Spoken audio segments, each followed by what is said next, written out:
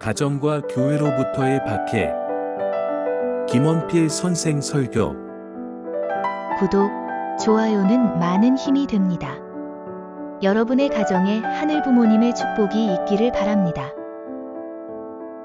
선생님을 찾아오는 사람들은 교회에서도, 가정에서도, 또 주변 사람들에게도 굉장히 존경받던 사람들이었습니다.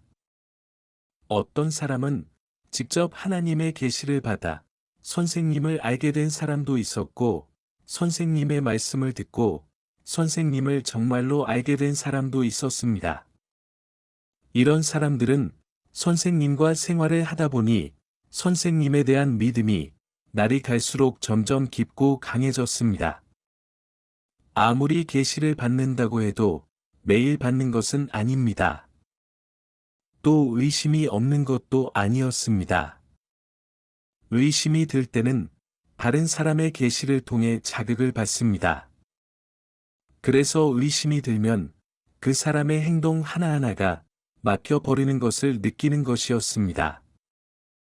또 성경을 읽고 의심을 품고 있는 그 자신의 상태를 발견하기도 했습니다. 의심을 품으면 다시 계시가 있습니다. 이러한 일의 연속 속에서 신앙은 돈독하고 깊어지기 시작했습니다. 말씀을 듣고 진리를 통해 선생님을 잘 알게 된 사람이라 때로는 사람들과 이야기를 나눈 후에 자신이 받고 있는 말씀에 대한 의심을 가질 수 있습니다. 그럴 때는 낙심도 했지만 말씀만 들으면 부활하고 선생님에 대한 믿음은 한층 더 깊어지고 강해지는 것입니다. 진리로 영적 가치를 잘 깨달은 사람이라도 외부로부터 여러 가지 박해를 받으면 오르락내리락 하는 것입니다. 그러한 연속 속에서도 하나님께서 직접 지켜주시기 때문에 우리의 신앙은 매우 불탔습니다. 은혜 속에 있을 때는 좋았는데 은혜를 남에게 주는 단계가 되면 사람들은 순순히 받아주지 않습니다. 그럴 때는 선생님께 여쭤보고 조언받아야 됩니다. 반대하신 이유 중에 하나는 하나님의 계시의 의미는 잘 알고 있는데 영통인들은 성서의 내용을 잘 알지 못했기 때문입니다. 또 하나는 초창기 사람들의 전도는 결과를 먼저 알려주는 것입니다. 특히 재림주가 왔습니다 하는 형식으로 했습니다. 그래서 많은 박해를 받았습니다. 그래서 전도한 사람들은 대단히 독실한 신앙자로 가정에서도 교회에서도 타의 모범이 되는 사람들이었습니다. 이 사람들이 말씀의 은혜를 받으니 원래 있던 교회도 집으로도 돌아가지 않고 교회에 머물며 말씀을 듣고 신앙의 교분을 나누는 시간이 많아졌습니다. 한 가지 예를 들면 결혼한 지 얼마 안 되는 가정이 있었습니다. 남편 내조를 잘하는 사이 좋은 부부였습니다. 또 열성적인 기독교 가정이기도 했습니다. 부인이 말씀을 접하니 남편 저녁 식사 시간이 되어도 이전처럼 저녁 준비도 하지 않았습니다. 기성교회에 있을 때는 정말 잘해 주었는데 소문대로 젊은 선생이 목회하는 교회에 가게 되면서부터 예전처럼 잘해 주지 않는다는 것을 이 남편이 알게 되었습니다. 그래서 왜 그럴까 하고 의심하지 않을 수 없었습니다. 또 교회에 간다는 이유로 남편과 함께하는 시간을 자꾸 거절하는 것입니다. 이것보다 더 이해할 수 없는 하나의 문제가 있었습니다. 여러분은 원리를 듣고 잘 이해하고 있으니까 그 이유가 뭔가 하는 것을 알 것입니다. 그녀가 말씀을 받아들여 선생님이 어떤 분인가 하는 것을 알고 그리고 은혜로운 생활 가운데 있는데 그녀 자신에게 하나의 큰 이변이 일어났습니다. 지금까지는 남편과의 관계는 더없이 행복했습니다. 그렇지만 밤이 되면 남편은 같이 자도 남편이 가까이 오면 뱀이 가까이 오는 것처럼 싫은 느낌이 드는 것입니다. 누가 그녀에게 가르쳐 준 것이 아닌데 그런 느낌이 드는 것을 어찌할 수 없었다는 것입니다. 그러나 남편은 그것을 이해할 수 없는 것입니다. 그녀도 왜 그렇게 싫은지 이유를 알지 못했습니다. 여러분은 그것을 이해할 수 있습니까? 여러분이라면 왜 그렇게 되는지 그 부인이나 남편에게 설명할 수 있겠습니까? 1946년 무렵의 일이기 때문에 선생님 외에는 아무도 그에 대해 설명해 줄 수 있는 사람이 없었습니다.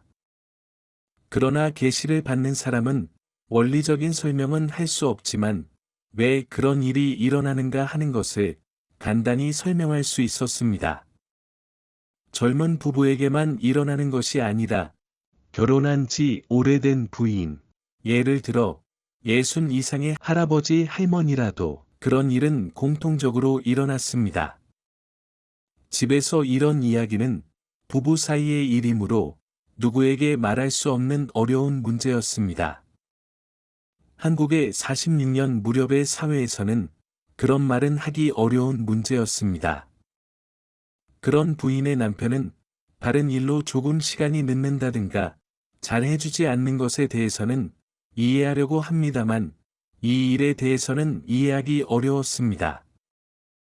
그들이 보면 선생님은 젊고 잘생겼기 때문에 자신의 부인이 교회에 가게 되어 선생님을 더 사랑하기 때문에 이런 태도를 취한다고 하는 의심을 강하게 시작한 것입니다. 그리고 가정에서의 박해가 시작되었습니다. 교회에는 앞으로 나가지 말라고 하게 되었습니다.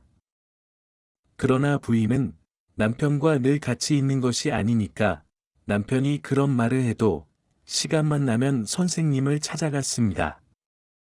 힘든 가운데 어떻게 신앙을 이어가야 할지 조언을 듣지 않을 수 없었습니다. 또 식구를 만나면서 많은 힘을 얻고 위로받기 때문에 박해를 받을수록 교회를 찾아가는 것입니다. 그녀들의 남편은 어쩔 수 없이 장인 장모를 찾아가 자기 아내에 관해 모든 것을 보고했습니다. 한국에서는 그 당시만 해도 딸이 시집 갔다가 쫓겨나면 재혼이 허용되지 않았습니다. 그래서 시집간 그 남편에게 비록 어려운 일이 있더라도 참고 잘 살라고 교육하고 있었습니다. 아주 사이가 좋았던 부부인데 딸이 교회에 가면 부부 사이가 나빠지고 가정이 파괴 상태라는 말을 들으면 아버지는 그 남편에게 가세하는 것입니다. 그리고 딸에게 교회에 나가지 말라고 하는 것입니다. 지금까지 딸에게 손을 댄 적이 없는 부모였지만 자기 딸에게 손을 대기 시작하게 되었습니다.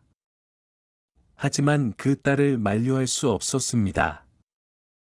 왜냐하면 그 딸은 통일교회를 만남으로써 더할 나위 없는 하나님의 은혜를 받고 있었기 때문입니다. 또 진리를 알았다는 확신을 가지고 있었기 때문입니다. 아버지는 교회의 중심자인 목사를 찾아가 자신의 딸에 대하여 이야기하지 않을 수 없었습니다.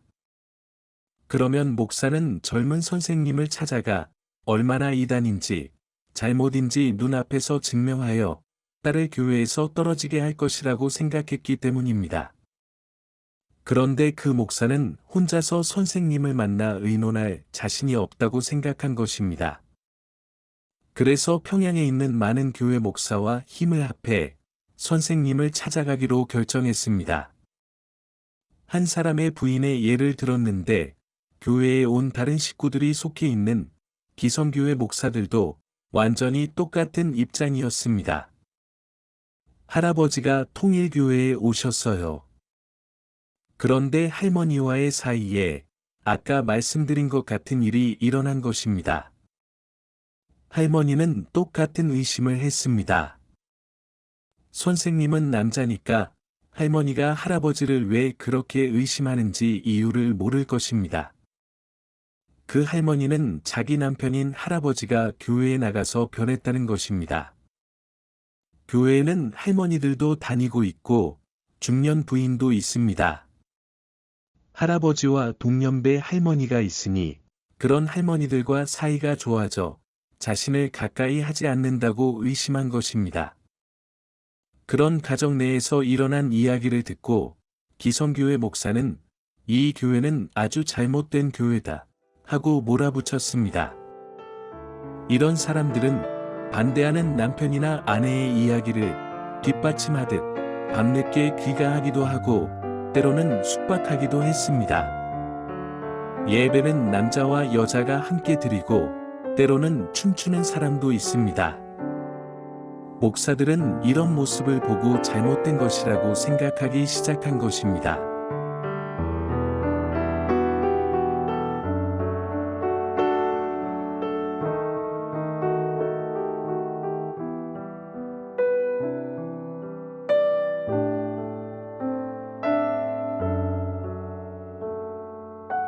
경청해 주셔서 감사합니다.